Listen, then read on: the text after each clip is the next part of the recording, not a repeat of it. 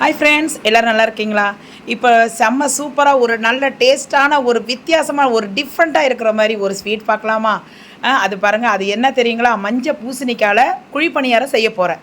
உங்கள் முன்னாடி வந்து ஒரு 1/2 கிலோ மஞ்சள் பூசணிக்காய் எடுத்து வச்சுருக்கிறேன்.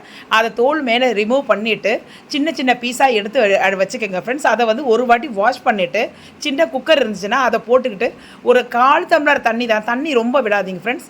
1/4 டம்ளர் தண்ணி விட்டுட்டு அதை அப்படியே போட்டு குக்கர் போட்டு மூடி எடுத்துருங்க. மூடி எடுத்து ஒரு விசில் போதும் ஃப்ரெண்ட்ஸ். ஒரு விசில் போட்டாவே அது நல்ல மைய வெந்துடும்.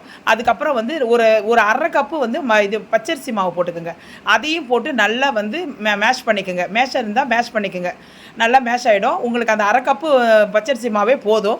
உங்களுக்கு கட்டியாக வர மாதிரி பார்த்துக்கோங்க. அது வேணும்னா உங்களுக்கு என்ன தண்ணியாக இருக்குதுன்னா கொஞ்சம் அதிகமாக இது கொஞ்சம் இன்னும் கொஞ்சம் பச்சரிசி மாவு போட்டுங்க. கொஞ்சோண்டு ஏலக்காய் தூள் வந்து சர்க்கரையில் போட்டு நுணுக்கி அதையும் தூக்கி போட்டுருங்க ஃப்ரெண்ட்ஸ். அதுக்கப்புறம் வந்து ஒரு 1/2 கப்பு 1/2 கிலோக்கு ஒரு 1/2 கப்பு சர்க்கரை, இது நாட்டு சர்க்கரை போட்டிருக்கேன். நீங்கள் வெள்ளம் யூஸ் பண்ணாலும் யூஸ் பண்ணிக்கலாம், வெள்ளை சர்க்கரை யூஸ் பண்ணாலும் யூஸ் பண்ணிக்கலாம். அதுக்கப்புறம் அவ்வளோதான் ஃப்ரெண்ட்ஸ். இதுக்கு வேலையே கிடையாது. எண்ணெயில் போட்டு பொரிக்க வேண்டிய வேலையே கிடையாது. ஒரு பணியாரக்கல் வச்சுக்கோங்க. தேவையான அளவு எண்ணெயோ இல்லைன்னா நெய்யோ விட்டுக்கோங்க. கொஞ்சம் கொஞ்சமாக இது கரண்டியில் வந்து அரை கரண்டி எடுத்து ஊற்றி அப்படியே முன்னும் பெண்ணுமா போட்டு அப்படியே செவந்த உடனே எடுத்துருங்க ஃப்ரெண்ட்ஸ்.